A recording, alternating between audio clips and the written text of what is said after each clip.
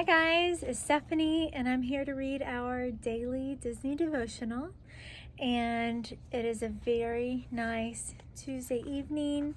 I'm glad you're here with me. We're going to be reading number 41 tonight, which is Spaceship Earth. Unless you are staring at your shoes as you walk, which I strongly advise against, you have no choice but to stare at one of the largest icons in all of Walt Disney World. The big ball. What is that thing? The Epcot Ball, as some affectionately call it, is actually Spaceship Earth. It does look like a giant golf ball, right? It's visible from far away, even from your plane, to and from Orlando. If you look closely, a lot of people just assume it's just an icon or a fancy decoration. But in fact, we have some friends that just passed it by for the longest time because they thought it was nothing. But it is definitely so much more than that. It is an amazing attraction and one of the most creative ever done by Disney, in my humble opinion. It also happens to be one of my favorites. I know you're shocked since I say that quite a bit. Normally, I probably wouldn't ride it first. Because there are some very popular rides we need to get to before the lines get crazy. However, since we are right here and it's a virtual walk through the park, let's go ride Spaceship Earth. Spaceship Earth was built as Epcot Park was built and opened with the park on October 1st, 1982. Contrary to many first-timers' beliefs, it is a ride, and pretty long at that. It lasts about 15 minutes and is a walk through history with a look into the future as well. The entire attraction is narrated and has been hosted by such famous voices as Walter Cronkite, Jeremy Irons, and currently Judi Dench.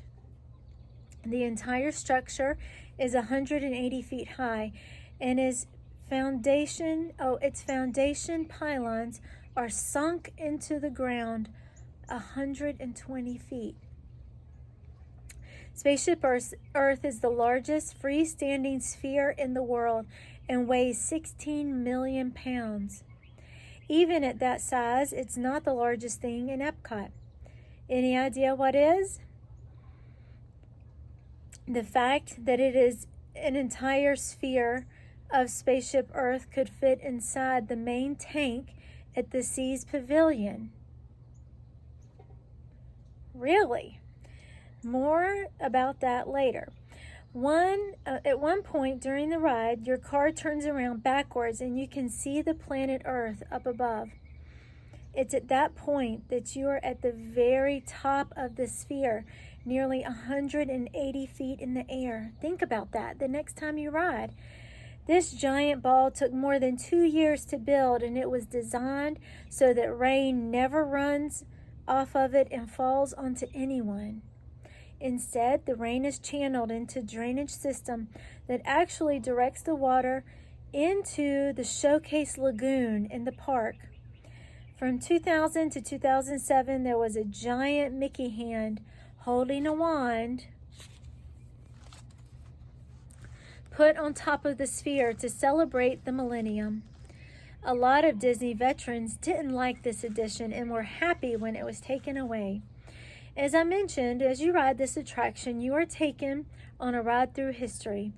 You start thousands of years into the past and are slowly taken all the way up to the present. As you ride, your vehicle turns around and goes backwards, back to the start. You are also shown a short video about what your future might hold, complete with your actual face in the video. That's one of our family's favorite parts. So here's a question for you to think about today. What if Spaceship Earth was a ride about you? What if everyone got to see your history as they rode, starting with your birth up to the present. Then, as they rode back down, they got to see a video of your future. Wouldn't that be a fun ride? You might be thinking that would be a scary one instead. Think about your past. Would you want others to see it? The truth is that there's nothing you can do now to change that part. Your past is done. There may be things that you don't like or you wouldn't want others to see. But it's there, and luckily no such ride exists except for for others to see your past mistakes. Disney's technology isn't quite that advanced, at least not yet. However, what about the future part? That's the part we need to focus on. What could your future hold? When you ride Spaceship Earth, they give you a guess of what your future might be. The truth is that nobody but God truly knows what's in your future. The great part is that you get to decide. You will determine what your future holds. Jeremiah 29:11, a great verse in Scripture, says, God tells us, I know the plans I have for you, declares the Lord. Plans to give you hope and a future. God gives us hope for the future. He gives us free rein to determine our earthly future and what it will look like. Philippians 3:20 also tells us about our citizenship in heaven. We are only here on earth for a very short time and are preparing for heaven every single day. Therefore, as we plan and determine our future here on earth, it should also include preparation for our eternity. Would you want to ride Spaceship Earth if it really showed your true future? When you ride it next time, think about what your future might actually look like. Have you thought about it? At this very moment, as you're reading this, you still have the chance to make your future a great one. You have the opportunity to plan a future that includes staying on the path with God, telling others about Him, and making sure that you're destined to spend eternity with Him.